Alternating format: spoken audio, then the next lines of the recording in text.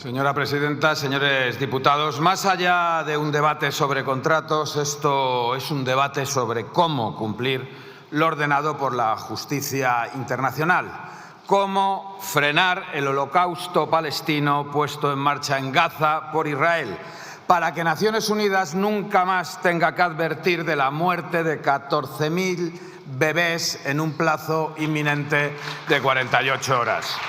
Y sobran argumentos éticos, políticos, pero sobre todo sobran argumentos jurídicos para anular cualquier contrato que financie este genocidio.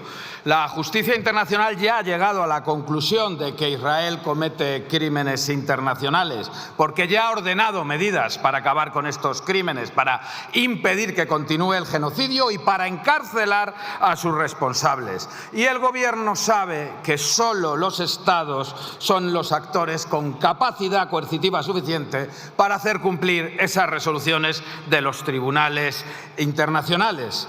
Sin la adopción de medidas ejecutivas concretas por países como España, es imposible detener el genocidio y los crímenes de guerra contra el pueblo palestino. Y nos llena de orgullo que España haya reconocido el Estado palestino, que el presidente pida la salida de Israel de Eurovisión, que haya anunciado que solicitaremos una opinión juris a la Corte Internacional de Justicia para que determine lo evidente, que la llegada de ayuda humanitaria a la población de Gaza es una obligación conforme al derecho internacional. Y todo ello son medidas políticas y diplomáticas imprescindibles de las que somos coimpulsores al formar parte del Gobierno, pero no sirven para detener un genocidio al que Netanyahu y Trump le han puesto plazo, no más de 6 meses, para dejar Gaza sin un palestino. La comunidad internacional no ha aprobado una sola sanción contra Israel por este nuevo holocausto y España debe tomar todas las medidas concretas para obstruir, dificultar, impedir cualquiera de las muchas acciones criminales que realiza Israel. Acciones militares, policiales y económicas, en ejecución de su plan de genocidio y exterminio del pueblo palestino. Y la derecha extrema y la extrema derecha deben dejar de usar a la Guardia Civil para justificar su apoyo a genocidios.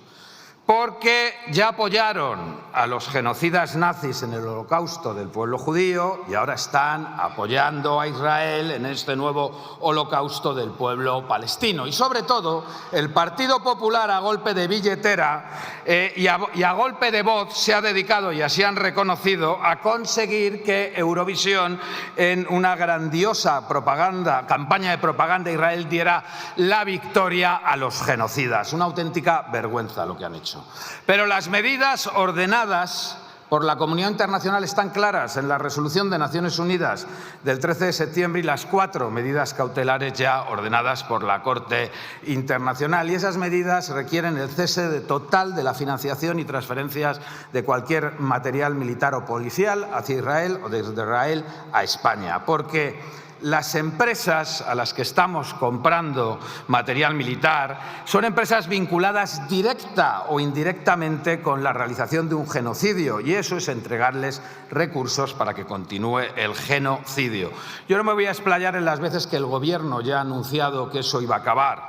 El 19 de junio del año 2024 ya se dijo que íbamos a cumplir, como no puede ser de otra forma, las medidas de la Corte Internacional de Justicia y adoptar todas las medidas necesarias para ello. El presidente del Gobierno lo ha reiterado en esta Cámara, pero la realidad ¿cuál es? Que nos encontramos con informes del Centro de las y de otros.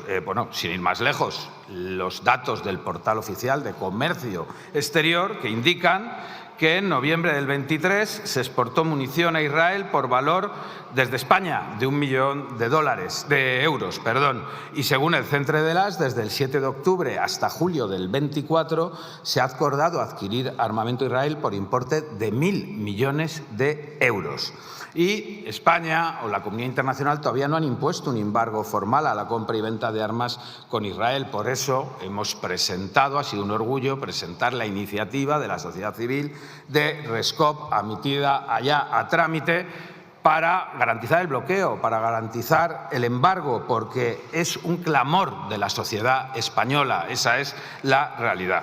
Y también estamos ya cansados de solicitar medidas de bloqueo, inspección, incautación de todas las armas que pasen por puertos o aeropuertos españoles. Los datos que hay de los propios aeropuertos y puertos españoles son demoledores. Entre mayo y septiembre del 24 por Algeciras han pasado más de 1.100 envíos de suministros militares para el Ministerio de Defensa de Israel procedentes de Estados Unidos. Los barcos hacen escala sistemáticamente en Cartagena, en Valencia o en Barcelona, y ha tenido que ser a través de acciones judiciales ante la Fiscalía y ante los tribunales impulsadas por el Grupo Parlamentario de Sumar, por los servicios jurídicos de Izquierda Unida, como hemos conseguido frenar un poco este tránsito, pero no se toman medidas concretas ni por la Unión Europea, ni por Naciones Unidas.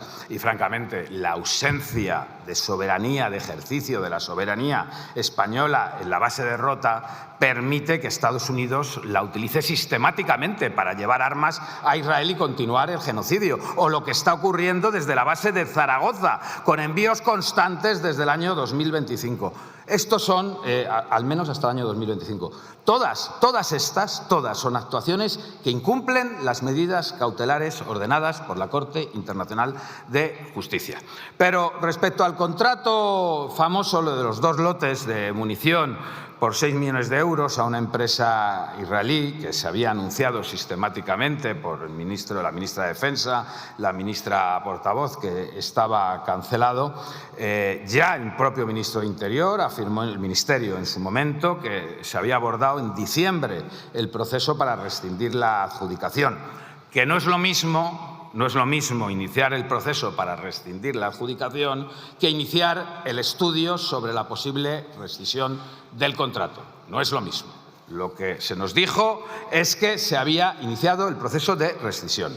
Y las empresas adjudicatarias de este contrato celebran en sus redes sociales las acciones criminales del ejército israelí en Gaza. Celebran en sus redes sociales los bombardeos a la población e instalaciones civiles como hospitales o los arrestos masivos de población. Esas son las empresas con las que nos vienen a contar que si no contratamos se le genera un problema a la Guardia Civil. Si no contratamos, el problema no se le genera a la Guardia Civil, se le genera al ejército israelí que está cometiendo el genocidio. Eso es lo que se le genera. Señor ministro, yo quiero hacerle 2 preguntas muy concretas. Entre las medidas adoptadas por el Gobierno de España para cumplir lo ordenado por la Corte Internacional de Justicia se encuentra dejar sin efecto, anular o suspender cualquier operación de compraventa de material a empresas israelíes, porque todas las empresas israelíes están colaborando con el genocidio contra el ejército israelí. Todas las que están en el negocio de las armas. Y segunda pregunta, ¿va a tomar medidas el Gobierno para que los suministros utilizados directa o indirectamente en el genocidio contra el pueblo palestino no vuelvan a atravesar nuestro territorio o a tocar nuestros puertos o aeropuertos? Porque, desde luego, las noticias que tenemos de otros contratos con empresas israelíes también, por mucho que estén ya formalizados o pendientes de trámites, tienen que quedar sin efecto, mientras que en España haya un gobierno de coalición de izquierdas. No es posible ninguna colaboración activa, pasiva, con esa empresa criminal conjunta que ha organizado Israel y la administración Trump para acabar con el pueblo palestino. Y hay multitud de fundamentos jurídicos para ello. Están las resoluciones de los tribunales internacionales, pero también, y cualquier jurista sabe perfectamente, que los contratos obviamente se cambian cuando cambian las condiciones en las que se constituyeron, y tenemos multitud de hechos para acreditar que esas circunstancias han variado sustancialmente porque se está cometiendo un genocidio. Pero además tenemos pues la Convención sobre el Genocidio, que también nos da argumentos jurídicos para anular cualquier contrato, además de las 4 resoluciones ya de la Corte Internacional de Justicia, que nos permite anular cualquier contrato. La 4ª Convención de Ginebra del año 49, que protege a las personas civiles en tiempo de guerra, nos permite anular cualquier contrato. Y yo también aquí quiero decir una cosa, me pareció realmente tremendo que haya portavoces parlamentarios que justifiquen el genocidio en Gaza hablando de que hay una organización que ha acogido a la población civil como escudo humano.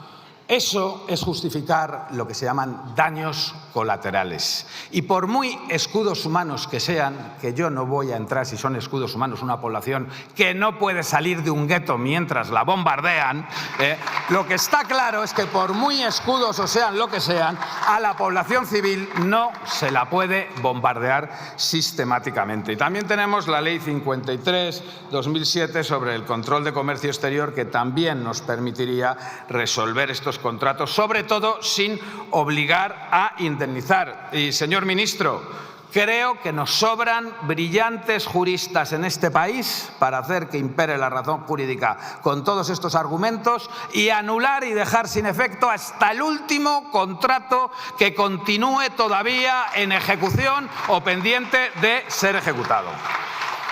Y desde luego, en un mundo atravesado por la restricción y vulneración de derechos fundamentales, los pocos palestinos que consiguieran huir del exterminio al que son sometidos por Israel no pueden encontrarse serios obstáculos para conseguir la protección en la Unión Europea, que es lo que va a pasar si se aprueba en sus actuales términos el nuevo reglamento de retorno, porque limitaría gravemente las garantías fundamentales que ahora mismo existen en las leyes españolas y en la ley internacional. Y, señor ministro, yo le hago una petición muy clara. España tiene que defender que permanezcan los estándares mínimos de atención y garantía de derechos que existen ahora mismo en las leyes españolas y en las leyes internacionales, porque van a estar siempre tendrán que estar por encima de lo que nos diga un reglamento de la Unión Europea, que no obliga a restringir derechos, no obliga a restringir derechos.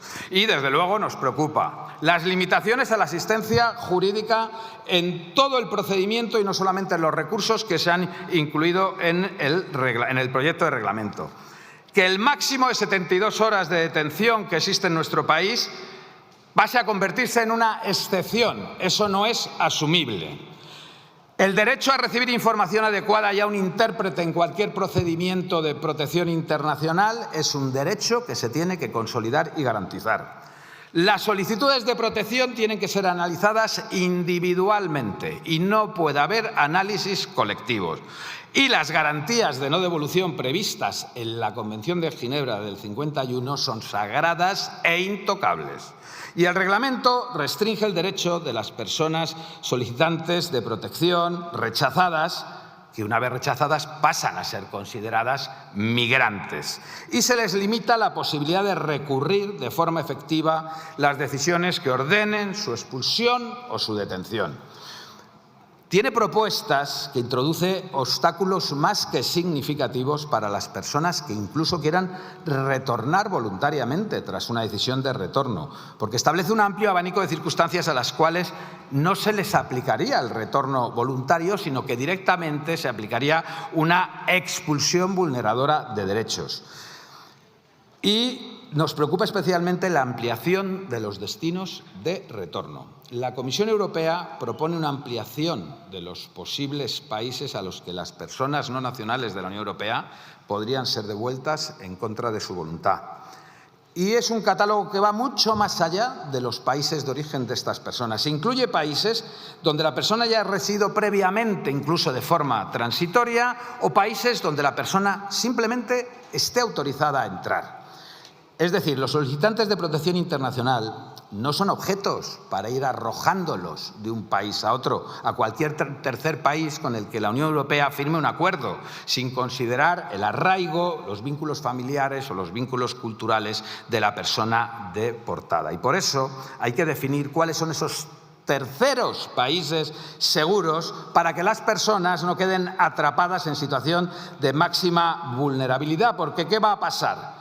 ¿Qué terceros países fuera de la Unión Europea van a aceptar participar en estos acuerdos? ¿Qué van a ser acuerdos a cambio de dinero, como lo que hace Bukele en El Salvador, poniendo precio a cada deportado en una moderna trata de personas, como está haciendo la administración estadounidense con los inmigrantes que expulsa a El Salvador y mete en un centro antiterrorista?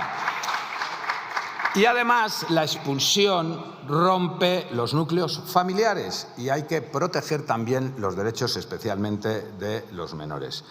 Señor ministro, yo acabo. Yo lo que le pido es que abran diálogo con las organizaciones de apoyo a inmigrantes y refugiados. Los que nos han trasladado es que hasta ahora se les ha ido informando de lo que se avanzaba, pero no se han ido recogiendo sus criterios.